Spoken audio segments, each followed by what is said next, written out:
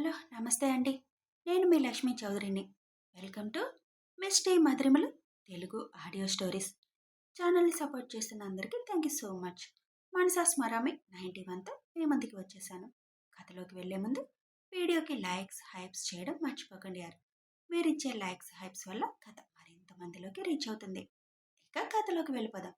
అభి చెప్పిన మాటకి ఇప్పుడేం చేద్దాం అనుకుంటున్నావు అభి? మరి నీకు నిజం తెలిసిందని అవనికి చెప్పేస్తావా అని అడుగుతారు సుచిత్ర. అప్పుడు రాత్రికి రాత్రే పెట్టాబేడ సర్దుకొని మనకెవరికి కనిపించినంత దూరం వెళ్ళిపోతుంది. ఇప్పుడే నాకు నిజం తెలిసినట్టు అవనికి తెలియకూడదు అంటాడు అభి. మరెలా? పెళ్ళికి ఒప్పుకోదుగా? ఒప్పుకుంటుంది. ఒప్పుకునేలా మనం చేస్తున్నాం అని, ఏం చేయాలి ఎలా చేయాలి అని అభి అందరికీ వివరంగా చెప్తాడు.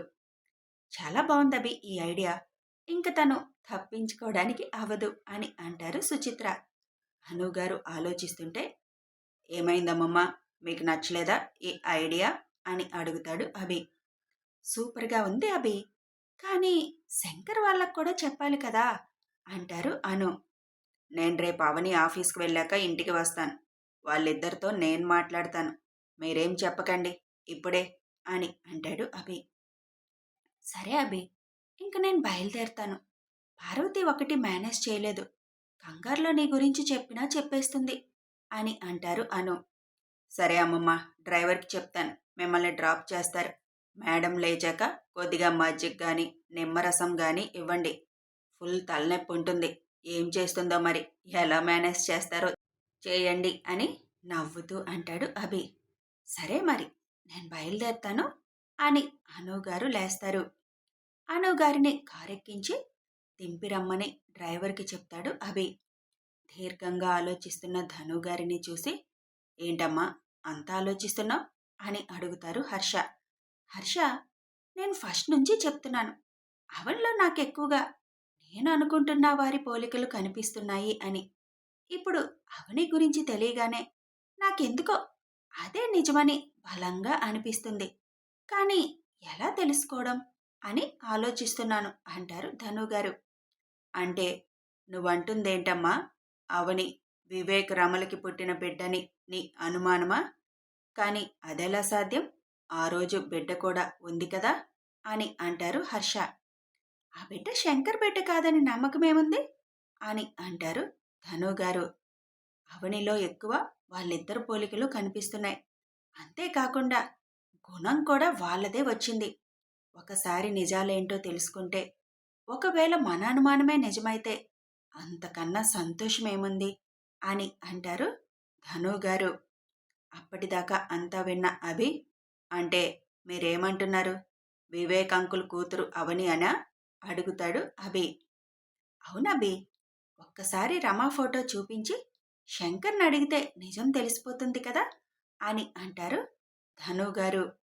కానీ అమ్మ, వివేక్ రమా వాళ్ళు యాక్సిడెంట్లో ఎక్కడో వేరే ప్లేస్లో చనిపోయారు. శంకర్ వాళ్ళు ఎక్కడో ఊర్లో ఉన్నారు. రెండు ఎలా షింక్ అవుతాయి అని అంటారు హర్ష. మీరొక విషయం మర్చిపోతున్నారు హర్ష. వాళ్ళు వెళ్ళింది కూడా ఫస్ట్ తెనాలినే. అసలు వాళ్ళకి అక్కడ ఎందుకు యాక్సిడెంట్ అయిందో, అక్కడికి ఎందుకు వెళ్ళారు మనకి తెలియదు కదా. ఆలోచిస్తుంటే ఇదంతా ఏదో మిస్టరీలా ఉంది అని అంటారు సుచిత్ర. ఒకవేళ అవని నా ప్రాణ స్నేహితుడు కూతురైతే అంతకంటే నాకింక సంతోషం ఏముందమ్మా. కానీ ఈ టైంలో శంకర్ని ఇలాంటి విషయాలు అడగడం కరెక్టేనా? అసలే తన హెల్త్ బాగోలేదు. ఇప్పుడు ఇవన్నీ అడిగితే తను మళ్ళీ టెన్షన్ పడతాడేమో. అది కూడా మనం ఆలోచించాలి అంటారు హర్ష. నేను నెమ్మదిగా కనుక్కుంటాను. కనుక్కోవడం కూడా మంచిదే. ఒకసారి అడిగితే తప్పేముంది. ఇవన్నీ నేను చూసుకుంటాను. కానీ ఈ విషయాలేవి బయటికి రానివ్వకండి. అసలు నాకు ఇప్పుడు ఒక అనుమానం వస్తుంది. అదే గనక నిజమైతే వాళ్ళది సహజ మరణం కాదనిపిస్తుంది. ఏదో జరిగిందనిపిస్తుంది.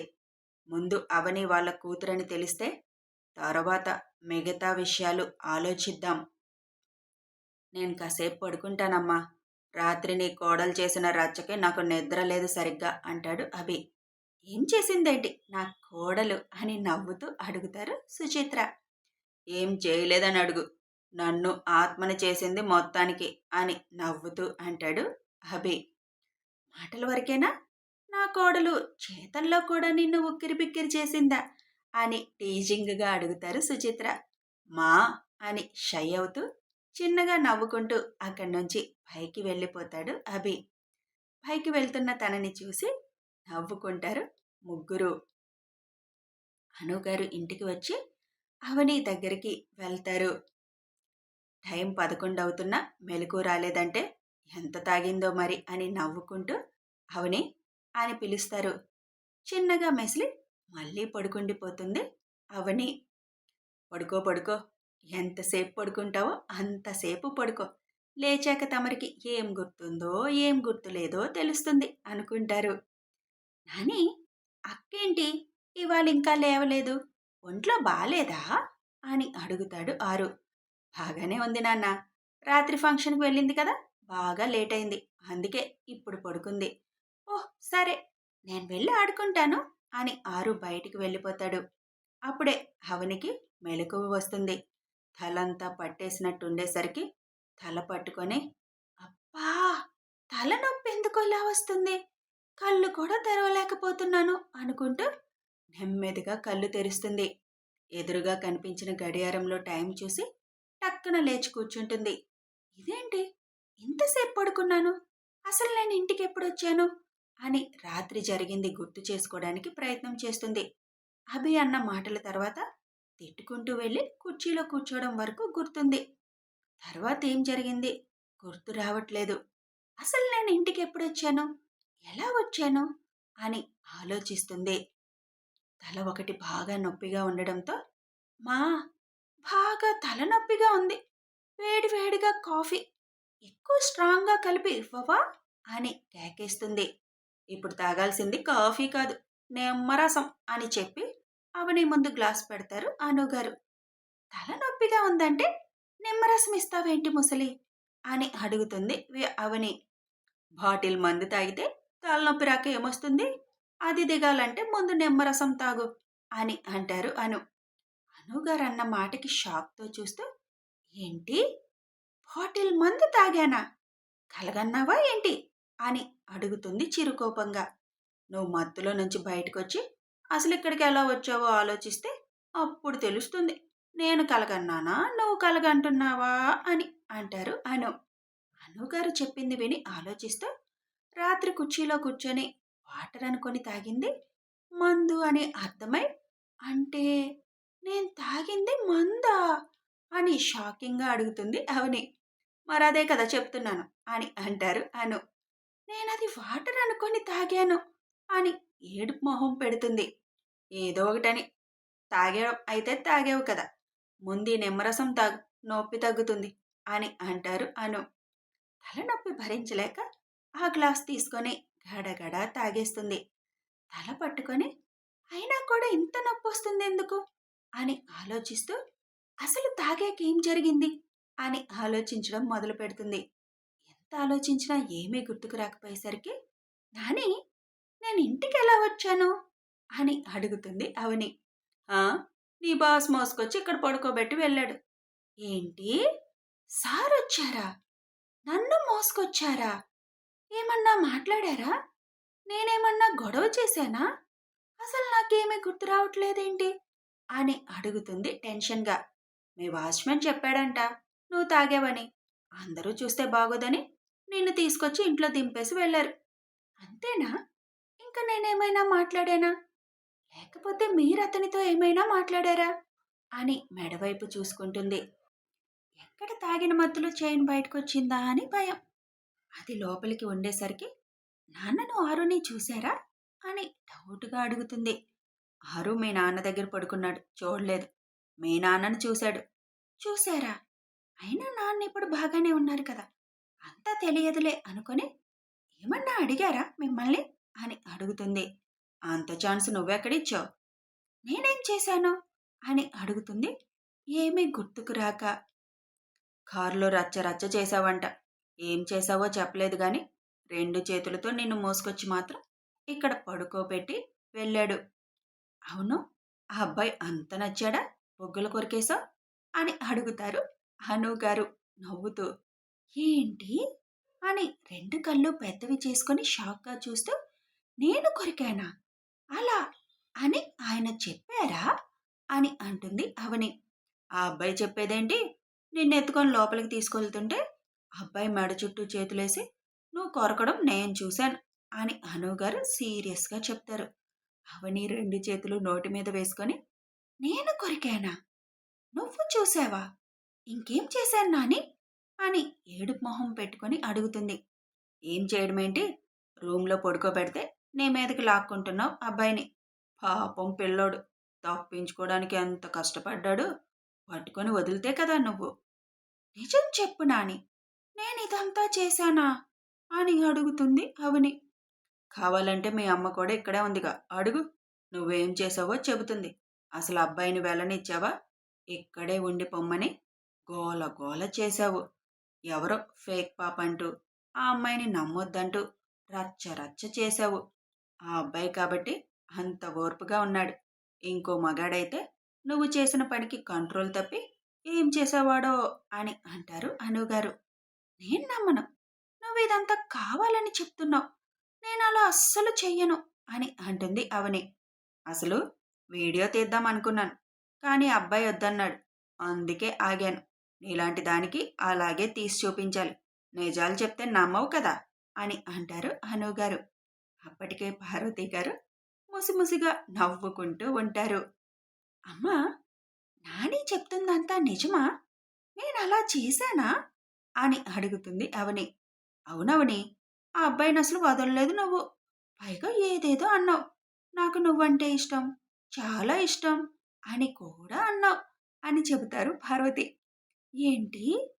నేనది కూడా చెప్పానా? అని అంటుంది అవని.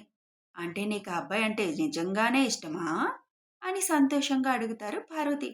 లేదు లేదు, నాకేం ఇష్టం లేదు. అయినా ఆయన బాస్, నేను ఎంప్లాయ్‌ని. అలా ఇష్టపడకూడదు. ఏదో తాగిన మత్తులో పిచ్చిగా వాగుంటాను. అంతేనా? ఇంకేమన్నా వాగానా? అని డౌట్‌గా అడుగుతుంది. ఎక్కడ నిజాలు చెప్పానని భయం వేస్తుంది తనకి. అవే వాగుతూ గోల గోల చేశావు. 10 సార్లు వాగిందే వాగి గోల చేశావు. బలవంతంగా పడుకోబెట్టాం. అప్పుడు పడుకున్నావు. పడుకున్నాక ఆ అబ్బాయి ఇక్కడి నుంచి వెళ్ళిపోయాడు. అబ్బాయి చాలా మంచివాడు. పద్ధతిగా ఇంటికి తీసుకొచ్చాడు. లేకపోతే నువ్వు మత్తులో ఉన్నావు. ఏం చేసినా అడిగేవాడు ఎవడూ ఉండడు. నీకు గుర్తు కూడా ఉండదు అని అంటారు అనుగారు. ఛ! ఇంత చేశానా? సరేమనుకుంటున్నారో ఏంటో. ఎప్పుడూ ఏదో ఒక దరిద్రం చేస్తూనే ఉంటాను. తప్పుకు దొరికిపోతూనే ఉంటాను అని తనని తాను నుదురు మీద కొట్టుకుంటూ అనుకుంటుంది. వెళ్ళు, వెళ్ళి స్నానం చేసిరా. రాత్రి కూడా ఏం తినలేదు కదా. ఆకలి వేయటం లేదా? అని అడుగుతారు అను. శనివారం ఆమ్లెట్ తిన్నదని చెప్తే ఇంకెంత గొడవ చేస్తుందో అని ఆ విషయం చెప్పరు అనుగారు. నాని, నిజంగానే నేను బొక్కలు కొరికానా? నిజంగానే నేను అవన్నీ మాట్లాడానా? ఇంకా ఏమన్నా మాట్లాడానా? అని అడుగుతుంది దీనంగా. ఇంకేం మాట్లాడలేదు. బొగ్గలు కొరకడం అయితే నిజం. ఇష్టమని చెప్పడం అయితే నిజం. తాగినప్పుడే నిజాలు బయటకొస్తాయంట. అంటే నువ్వు అబ్బాయిని ఇష్టపడుతున్నావని అర్థం అని అంటారు అనుగారు. నువ్వేదేదో ఊహించుకోకు అని అంటుంది అవని. అవని డల్‌గా వాష్‌రూమ్‌కి వెళ్ళి, ఏం చేయడానికి వెళ్ళి, ఏం చేశావు అవని? ఎప్పుడు ఇలాగే ఏదో ఒక గలాటా చేసుకుంటూనే ఉంటావా? ఇప్పుడు ఆయన గారికి నా మొహం ఎలా చూపించాలి? అసలే నా మీద కోపంగా ఉన్నారు. దానికి తోడు ఇప్పుడు రచ్చ రచ్చ చేశాను అని ఆలోచిస్తూనే స్నానం చేసొస్తుంది. ఫోన్ చేసి సారీ చెప్పాలా వద్దా? ఏమీ అర్థం కావడం లేదు అని కూర్చొని డాన్స్ చేసింది గుర్తు చేసుకొని సంతోషంగా కాసేపు ఉంటే వెంటనే ఇలాంటి చెత్త పని చేశాను. అసలు డ్రింక్ చేసినందుకు నా గురించి ఏమనుకున్నారు? ఆ తర్వాత నేను చేసిన రచ్చ గురించి ఏమనుకున్నారో? ఈ టార్చర్ భరించే కంటే ఒక్కసారి ఫోన్ చేసి మాట్లాడితే బెస్ట్ కదా అని అనుకొని ఫోన్ చేయాలనుకుంటుంది. కానీ అక్కడే అనుగారు పార్వతి ఉండడంతో ఆ ఆలోచన విరమించుకొని ఆకలేస్తుంది, ఏమన్నా పెట్టండి అని నీరసంగా అడుగుతుంది.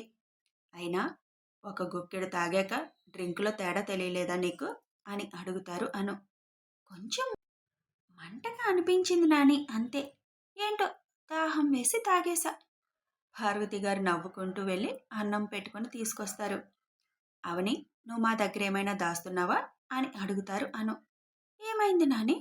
నేనేమైనా అన్నానా రాత్రి? అని తాగిన మత్తులో ఎక్కడ తన మనసులో మాట బయటికి చెప్పానో అని అవనికి భయం స్టార్ట్ అవుతుంది.